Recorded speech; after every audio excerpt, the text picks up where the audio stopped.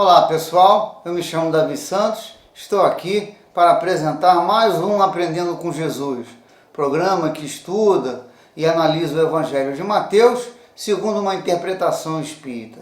Desta vez falaremos da passagem intitulada Do Jejum, presente em Mateus capítulo 9, versículos 14 a 17.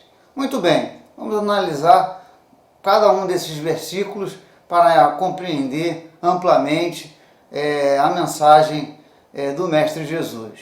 Diz no versículo 14 o seguinte: vieram depois os discípulos de João e lhes perguntaram: por que jejuamos nós e os fariseus e teus discípulos não? Então, esse versículo, os discípulos de João Batista, esse João aqui ao qual o texto se refere é João Batista, procuram Jesus e perguntam por que eles e os fariseus praticam o jejum e os discípulos de Jesus não praticam essa prática.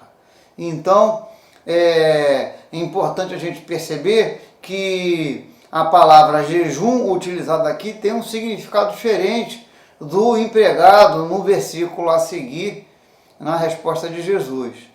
O significado usado, então, pelos discípulos de João Batista é aquele período, né, jejum como significado daquele período sem se alimentar, de abstinência de alimento, ok? Então, é importante a gente fazer essa distinção, pois no versículo 15, Jesus responde à pergunta, então, dos discípulos de João Batista, da seguinte forma: podem acaso estar tristes os convidados para o casamento, enquanto o noivo está com eles? Dias virão, contudo, em que lhes será tirado o noivo, e nesses dias hão de jejuar. Então, é importante a gente entender que no texto aparece a palavra noivo e fica muito claro para nós que o noivo é Jesus, é aquele que traz a mensagem, a boa nova para a humanidade, né, o Filho de Deus. Então, se a gente substituir a palavra noivo por Jesus, o texto clareia a nossa frente, ok? Salta aos nossos olhos.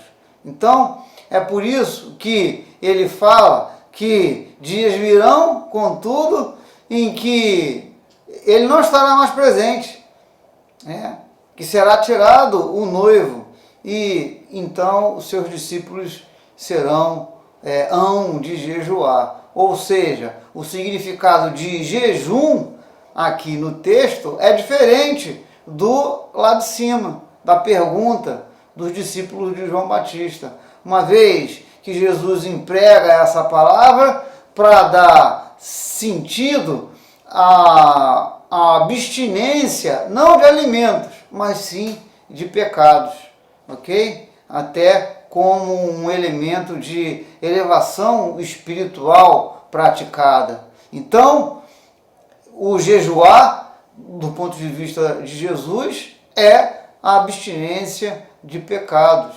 ok? É importante a gente fazer essa distinção, porque Jesus ensina uma grande lição quando chama a atenção dos discípulos de João Batista para não se preocupar tanto com as práticas exteriores, né, como os fariseus faziam. O jejum era uma dessas práticas, mas sim em buscar a purificação ou a superação de suas imperfeições. E segue então o versículo 16 da passagem, e a gente tem o seguinte: ninguém põe remendo de pano novo em vestido velho, porque o remendo tira parte do vestido e fica maior a rotura. Belíssima lição trazida pelo Mestre Jesus. Ninguém põe um pano novo ou um tecido novo num vestido velho, né? Não tem sentido, porque o tecido, o pano velho não suportará o tecido novo, não sustentará o tecido novo. Então, é por isso que ninguém vai cometer esse desatino, né, de remendar um vestido velho, um tecido velho, com um pano novo, ok? E aí a gente tem que entender que Jesus falava de forma figurada. Ninguém vai colocar um pano novo num tecido velho, porque ninguém vai colocar algo novo, né, o que você tem de melhor, em algo que está prestes a ruir, que não dá sustentação à coisa nova. E aí a gente vai entender o tecido novo como sendo a doutrina do Cristo, a doutrina cristã.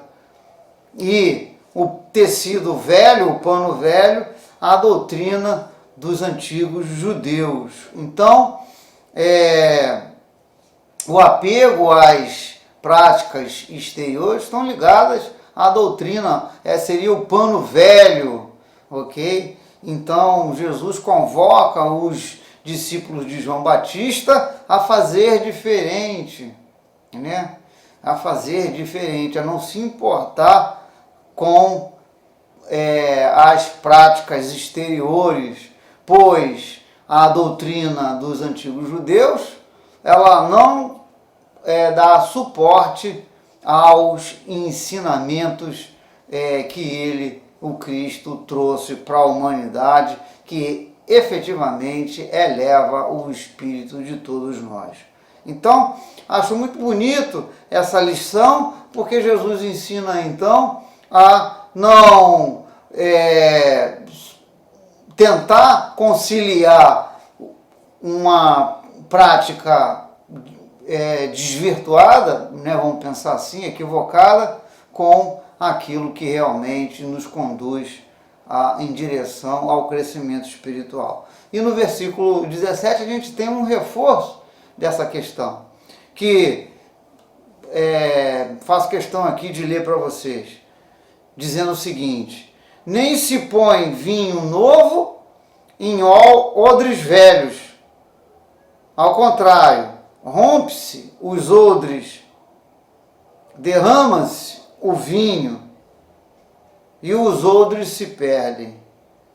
Mas se põe vinho novo em odres novos e ambos se conservam. Aí é um reforço ao que ele já tinha falado de linguagem de forma figurada, na questão aí do tecido novo e do tecido velho, né? Então, os odres velhos, nem os odres velhos e nem os vinhos velhos, eles são descartados, ambos, exatamente para que os odres novos recebam os vinhos novos, porque ambos vão se conservar. Então, a gente tem um reforço exatamente da mesma figura utilizada pelo Cristo na passagem anterior. Então, o odre e os vinhos velhos como sendo as doutrinas, né, dogmáticas, melhor dizendo, dos judeus, dos fariseus, que deveriam ser abandonadas, né, e adotadas à doutrina cristã correspondente aos odres novos e vinhos novos. Muito interessante a gente perceber essa conceituação trazida pelo Cristo, né? E a gente perceber que se trata de uma grande lição para todos nós, ok? E o Espiritismo promove a transformação interpessoal, a mudança interior, né? Já que toda imperfeição humana ela é efeito das mazelas morais. A gente encontra isso, Kardec, né, os espíritos através de Kardec, no livro O Céu e Inferno. A origem das imperfeições está nas mazelas morais. E, portanto, se apegar às práticas exteriores é um sinal de imperfeição condenado pelo Cristo, como a gente pôde muito bem perceber na passagem intitulada do jejum. Ok? Ficamos por aqui. Peço para que deixem o seu joinha. Peço também para que façam a inscrição no canal, para que o canal possa crescer e a gente promover mais vídeos. E peço para que escrevam comentários para que a gente sempre produza vídeos cada vez melhores. Fiquem com Deus e até o próximo vídeo. Tchau, tchau, pessoal. Que a paz do Mestre esteja conosco sempre.